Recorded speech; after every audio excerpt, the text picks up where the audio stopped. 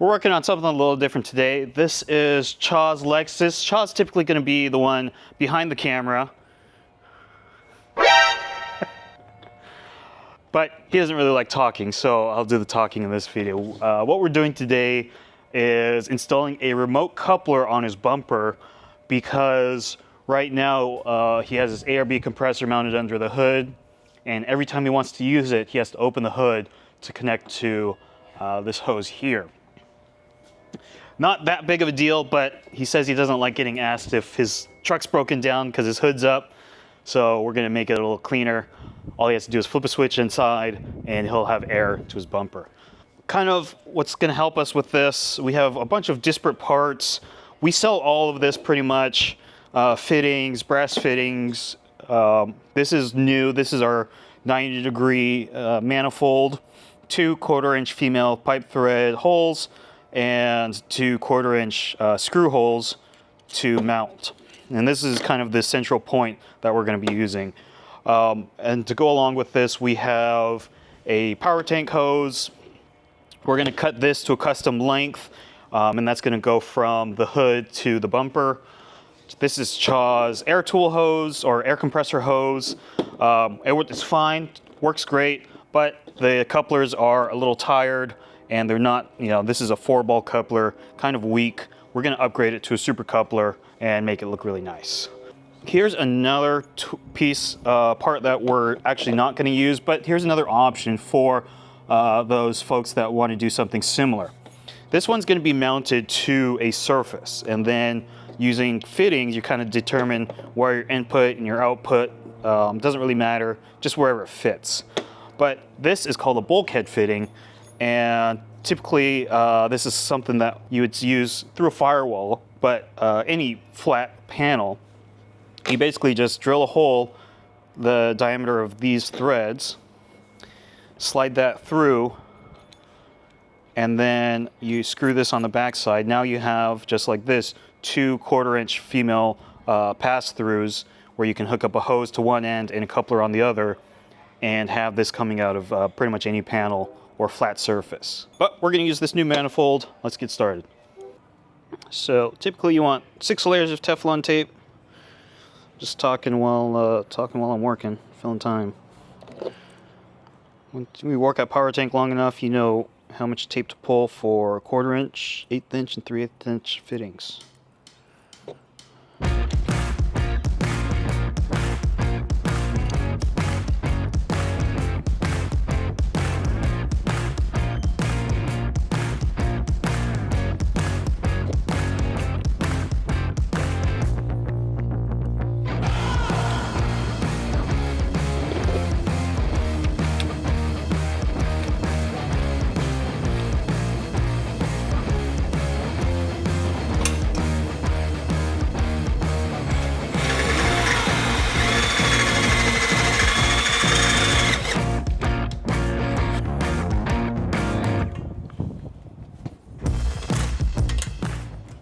We're going to cut our super flex hose to length. These are obviously our straight hose.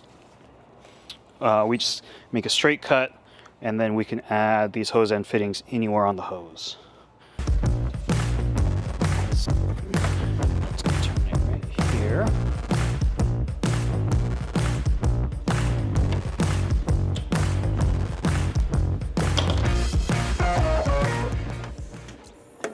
All right, so we have some really sharp, what would you call this? Just multi-cutters? Does it have a name on it inside? 4-inch cutter. I guess it's a multi-cutter. So it's really sharp, and it's going to give us a really nice, clean, sharp, straight cut.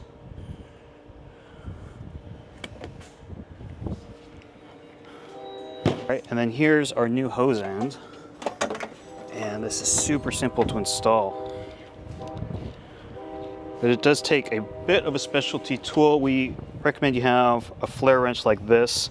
This way the soft material on the flexion end, you get a grip that's more than just a typical box wrench. And if you don't have this, use 2 wrenches and just kind of crisscross them.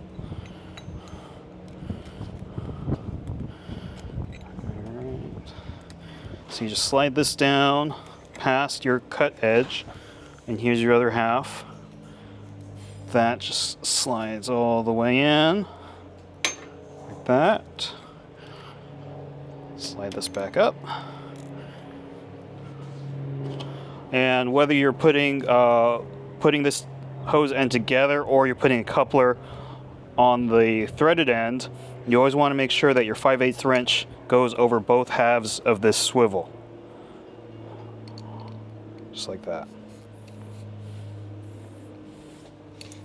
And you go pretty much till it stops. Once you have metal to metal contact there, you're done.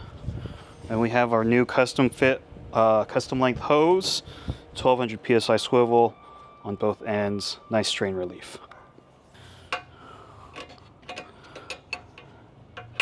And then the last and final step is upgrading Chaw's old fittings on his hose to some really nice power tank style couplers.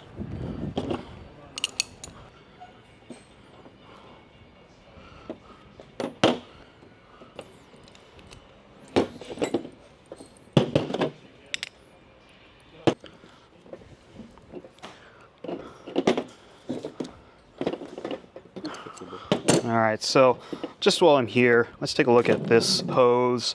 Very similar material, it's braided. It's a little softer and it's only rated to 300 PSI working pressure compared to 400. But, you know, the big difference between our hose is the quality of the swivel and the end. So this is kind of really sticky. And it's a couple years old. It's not that bad, and it's better than having no swivel at all. But then here on the end, it's just crimped on, which means this 25-foot hose is always going to be a 25-foot hose. You're not going to be able to adjust the length like a power tank hose.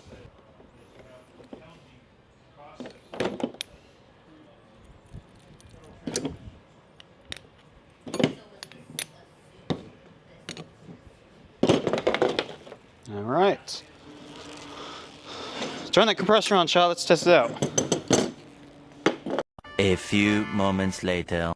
So, test it for leaks, fix the leaks, test for leaks again, now we're good.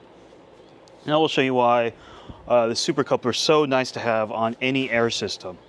The compressor is currently turned on, and I'm going to plug my blowgun in, squeeze the trigger, nothing comes out until I go like that. I can do that, and when disconnect, I turn the air off, and then my tool comes out super easy.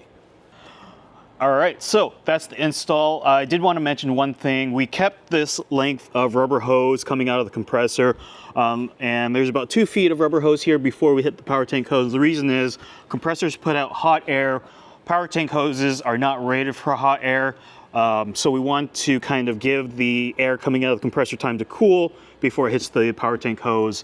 2 feet should be plenty of length, and this is good to go. If you want to do something like this, let us know. If you need help, just send us some pictures, tell us what you want to accomplish, and we're happy to help with this or any other kind of air solution.